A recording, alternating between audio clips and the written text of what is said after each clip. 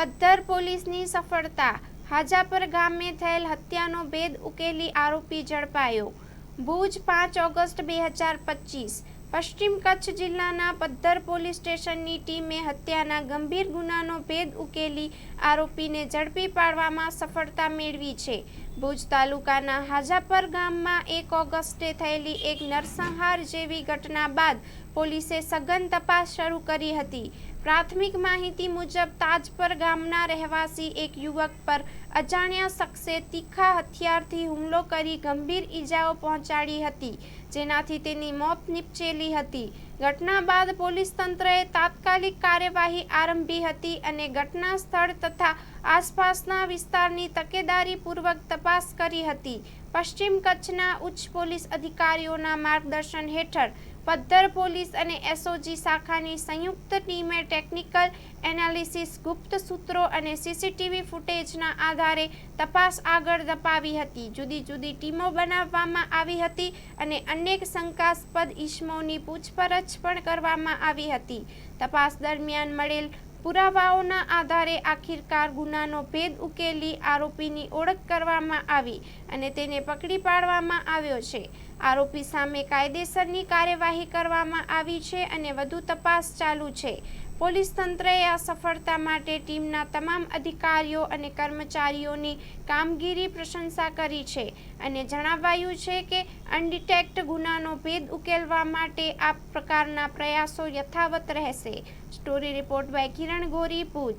તારીખ 1/8ના રોજ મરણ જનાર શબ્બીરભાઈ જામના બહેને પદ્ધર પોલીસ સ્ટેશનમાં એક ગુમ નોંધની નોંધ કરાવેલી હતી, જેમાં એમના ભાઈની ગુમ નોંધ દાખલ કરેલી હતી અને ત્યારબાદ પછી એમની જે હાજાપરથી ત્યાં રાતા તલાવડી છે ત્યાં એમને લાશ મળી આવેલી ને જેની ઉપર તીક્ષ્ણ હથિયારોથી ઈજા કરેલી એમાં મળી આવેલી લાશ એવી હાલતમાં, એટલે મર્ડરનો શંકા ગઈ હતી અને પછી ચિરાગ કોરડિયા સાહેબ જે આપણા આઈજી છે તેમના દ્વારા અને એસપી શ્રી વિકાસ સુંદા સાહેબ દ્વારા અલગ અલગ ટીમ બનાવી, જેમાં એલસીબી, એસઓજી અને સ્થાનિક પોલીસને સાથે રાખીને જુદી જુદી ટીમો બનાવી, જેમાં સ્થાનિક પીઆઈ જે છે શ્રી ચુડાસમા, એલસીબી અને એસઓજી દ્વારા સીસીટીવી ફૂટેજ અને બીજા હ્યુમન ઇન્ટેલિજન્સ દ્વારા તપાસ કરી અને શકદાર તરીકે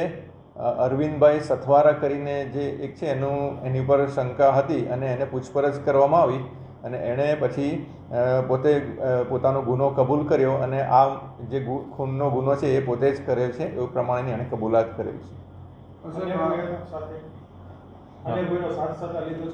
ના, અન્ય કોઈનો સાથ સહકાર નથી। આ બંને જણા સાથે જ ગયા હતા એ જગ્યાએ અને એમને બંનેને ઝઘડો થયો હતો અને ઝઘડામાં પછી ઝપાઝપી અને મારામારી થઈ હતી અને એમાં અરવિંદ સથવારાએ પોતાની પાસે જે છરી હતી એના વડે અને તીક્ષ્ણ ઘા મારીને એની હત્યા કરી હતી। આ બે વચ્ચેનો સંબંધ શું હતો? પ્રાથમિક તપાસમાં એવું જાણવા મળ્યું છે કે એ બંને જણા જે અરવિંદ સથવારા છે એ અંજારનો છે અને આ લોકો જુગાર રમવા સાથે બેસતા હતા અને એમાં આણે 10,000 રૂપિયા મરણ જણારે લીધેલા હતા, એટલે એને પાછા આપવાના હતા, જે પેલો પાછા માંગતો હતો અને એ બાબતમાં એમને ઝઘડો થયો હતો।